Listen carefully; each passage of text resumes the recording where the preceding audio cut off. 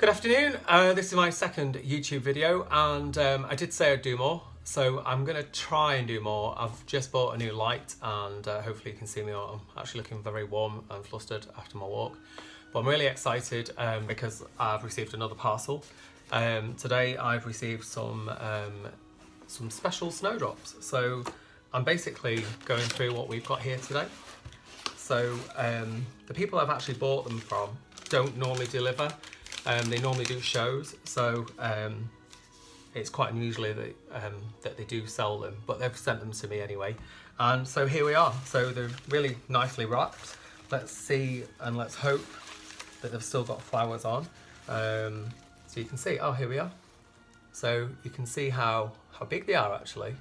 But I'm going to open them and let's see if I can work out which ones are which. I want to get them out really careful. Now I don't know if you know, but it's always better to buy snowdrops in what we call the green. So that means that when they are still in flower, now even if they are a bit squashed and things, it's better for them at this time of year to come like this, and then basically next year they'll do a lot better. So these are a little bit more unusual. So I've got 5 varieties. Just gonna see if we can work out which ones are which. So, okay. So, oh, look, it's quite a big flower. It has been a little bit squashed, but like I say, I'm not too bothered about that because I know that they're healthy bulbs, and I'm gonna plant them up today as well. So they have only just arrived. Oh, brilliant. So this one's called Diggory even. So I like this one because it's actually got a really big flower on it. Like I say, it has been a little bit squashed, but anybody that also likes Harry Potter out there, Diggory just sort of appeals to me as well. So there's Diggory, that's one of them. You can see how quite big. It's actually very different than the normal snowdrop. So I've got another one here. Let's see what this one is. I can actually see a few petals that have also fallen off in the package, but like I say, that's not a major issue. So this is a much smaller one. It's not actually sticking out of the oh, brilliant. I can automatically tell what this one is, even though I have got the label. So this is actually a gold coloured one. Now many of you probably haven't actually seen these before, but I don't know if you can see. Probably too bright on my light. Let's see if I can change the setting on the light. Can you see it better?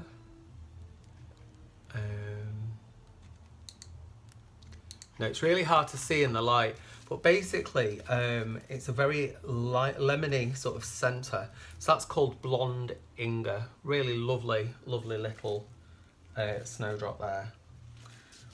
Okay, so I actually don't really like a lot of plants that when they flower are doubles, and the reason why, I really like bees and insects generally prefer flowers where they can get in and out very easily to the single flower. However, I've got quite a lot of flowering bulbs at the moment, especially snowdrops, so I've decided to go for a double. Sorry, that's not the double. So here it is. It's a little bit dried up, but I don't know if you can actually see that. You can see a really lovely double snowdrop there, and there's 2 flowers on that one. Now, another thing that you might not be aware of, you actually buy these special snowdrops as one individual bulb. So the normal Galanthus nivalis, which is a very common snowdrop, the common one that you'll see in parks and woodlands, you normally get about 100 of those for anywhere ranging from about 10 to 15, 20 pounds, depending on where you buy them from, in the green. It's always better to buy them in the green from really good nurseries and suppliers rather than buying them dry, because a lot of them won't come up. So even though you can see this flower has been, you can see there it's a bit disheveled, you can see the leaves are actually really, really healthy. They've come in moss, and I've got the label there as well. So this is Ailwyn. This is the only double that I've got, and it's just to add extra interest. But I've got over probably over 200 snowdrops in even my small tiny garden. So bees and any insects that are flying around at the moment will definitely be able to get the pollen at this early stage in the year. So the other one that I opened before was Lapwing. Another absolutely beautiful one. You can actually, I don't know if you can see how delicate, you can see the green on there, hopefully you can, but you can see how green the actual flower is. So they are very different than a normal nivalis. I do have nivalis, I have plictabilis in the garden as well. And the last one I've got here, they are very well packaged.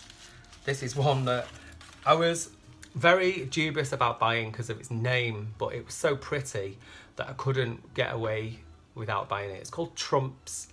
Somebody who I absolutely, let's not say anymore, so I'm sorry if you like him, but not in this household. And this is actually a really stunning snowdrop. It's not at its best, so I can't really show you like a brilliant flower, but I've got some very healthy leaves on there, and once these are all potted up, they'll die down very, very soon. But next year I'm hoping that they may spread a little bit, maybe not, but they do bulk up over the years. But I'm going to have some really unusual snowdrops, and basically have more interest in amongst my hostas over the springtime, when my hostas are all below the ground and hibernating. Anyway, it was a quick, well, it's been nearly 7 minutes. If anybody's got any questions about snowdrops, this is pretty new to me, snowdrops anyway, please feel free to ask me. But any other questions about any gardening topics that you know about or you think I'm interested in, please give me a shout. Thank you very much.